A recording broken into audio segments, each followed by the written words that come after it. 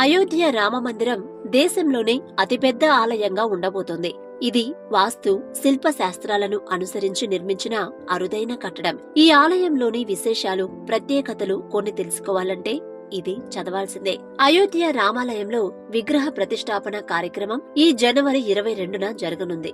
ఈ కార్యక్రమం అత్యంత వైభవంగా జరిపేందుకు సన్నాహాలు సాగుతున్నాయి. ఇందులో పాల్గొనేందుకు ఆధ్యాత్మిక గురువులు, రాజకీయ నాయకులు, సినిమా తారలు, క్రీడాకారులు ఇలా చాలా మంది సెలబ్రిటీలు వస్తున్నారు. ఈ ఆలయ నిర్మాణం అత్యంత చారిత్రాత్మక ఘటనల్లో ఒకటిగా చెప్పుకోవచ్చు. దశాబ్దాల పోరాటానికి ఫలితంగా నేడు రామ జన్మభూమిలో రామాలయ నిర్మాణం సుసాధ్యమైంది. దేశవ్యాప్తంగా ఉన్న సాధువులు దాదాపుగా 4,000 మంది ఈ కార్యక్రమ నిర్వహణలో భాగం పంచుకుంటున్నారు. సుమారు 8,000 మందికి పైగా భక్తులు పాల్గొంటారని అంచనా వేస్తున్నారు. ఆహ్వానితుల్లో రాజకీయ నాయకులు, పారిశ్రామికవేత్తలు, నటులు, ఆర్మీ అధికారులు ఇలా రకరకాల రంగాలకు చెందిన ప్రముఖులు ఉన్నారని రామ జన్మభూమి ట్రస్ట్ సెక్రటరీ చాంపత్ రాయ్ తెలియజేశారు. అయోధ్య రాముడి ప్రతిష్టాపనకు ఎదురు చూస్తున్న ఈ సమయంలో రామమందిర విశేషాలు కొన్ని మీకోసం. అయోధ్య అలా మొదలైంది. పురాణాలను అనుసరించి అయోధ్య కోసల రాజ్య రాజధాని. సాక్షాత్తు దైవ స్వరూపుడైన శ్రీరామచంద్రుడి జన్మభూమి. ప్రస్తుతం రామమందిర నిర్మాణం జరిగిన ప్రదేశంలో రామమందిర నిర్మాణం కావాలనే ఉద్యమం 19వ శతాబ్దంలో మొదలైంది. అక్కడ మసీదు నిర్మించి ఉండడం వల్ల అది వివాదాస్పదంగా మారింది.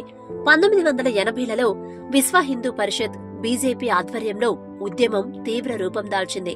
తర్వాత పురావాస్తు సర్వే ఆఫ్ ఇండియా ఈ స్థలంలో పరిశోధించి ఆలయ అవశేషాలు ఉన్నాయనే ఆధారాలను కనుగొన్నారు.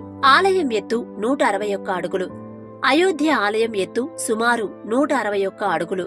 మొత్తం 28,000 చదరపు అడుగుల విస్తీర్ణంలో ఈ ఆలయాన్ని నిర్మించినట్లు మందిరం డిజైన్ రూపొందించిన సొంపురా కుటుంబం వెల్లడించింది. ఈ కుటుంబీకులు ప్రపంచవ్యాప్తంగా దాదాపుగా 100 ఆలయాలను రూపొందించారట. సోమనాథ ఆలయం చంద్రకాంత సోంపురా ఆలయ ప్రధాన వాస్తుశిల్పి. అతడు 2 కుమారులు ఆశిష్, నిఖిల్ సొంపురాకు సహాయకులుగా పనిచేశారు. పవిత్రమైన మట్టి. ఈ మందిర నిర్మాణ పునాదుల్లో దేశంలోని 2,587 ప్రాంతాల నుంచి పవిత్రమైన మట్టిని సేకరించి ఉపయోగించారట. ఝాన్సీ, బిధూరి, యమునోత్రి, హల్దీఘటి, చతుర్గోర్ఘట్, గోల్డెన్ టెంపుల్ ఇలా రకరకాల పవిత్ర ప్రాంతాల నుంచి సేకరించిన మట్టిని ఈ మందిర పునాదిలో ఉపయోగించారు. కాంక్రీటు, ఇనుము లేకుండా. ఆలయ నిర్మాణంలో ఎక్కడా కాంక్రీట్ గాని, ఇనుము కాని ఉపయోగించలేదు.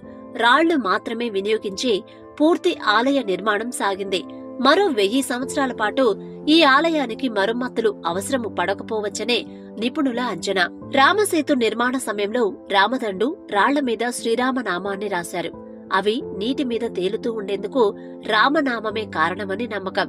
ఇప్పుడు ఈ ఆలయ నిర్మాణానికి వాడిన ప్రతి ఇటుక మీద శ్రీరామనామం లిఖించి ఉంది. ఇవి అత్యంత మన్నికైన ఇటుకలట. ఈ ఆలయ నిర్మాణం ఉత్తర భారతీయ ఆలయాల తరహాలో గుజారా చౌలక్య శైలిలో అయోధ్య ఆలయాన్ని నిర్మించారు. థాయిలాండ్లోను రామమందిర ప్రారంభోత్సవ వేడుకకు థాయిలాండ్ నుంచి మన్ను వస్తుందట. ఇదివరకు నిర్మాణ సమయంలో కూడా థాయిలాండ్లోని 2 నదుల నుంచి సేకరించిన నీటిని కూడా వినియోగించారట. అంతేకాదు అయోధ్య రామాలయం రెప్లికా ఒకటే థాయిలాండ్లో నిర్మించారు. ఆలయం గ్రౌండ్ ఫ్లోర్లో రాముడి పుట్టుక, అతడి బాల్యాన్ని వర్ణించే శిల్పాలు చెక్కారు. మొదటి అంతస్తులో రామసభను వివరించే శిల్పాలు ఉంటాయి. మందిర నిర్మాణానికి భరత్పూర్ నుంచి గులాబీ రంగు బన్సీ పహార్పూర్ శాండ్ స్టోన్ ను వినియోగించారు. ఇలా విస్తరించింది. ప్రధాన ఆలయం 2.7 ఎకరాల విస్తీర్ణంలో ఉంటుంది.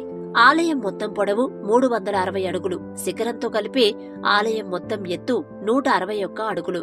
మొత్తం 3 అంతస్తుల నిర్మాణం. ఒక్కో అంతస్తు ఎత్తు 20 అడుగులు.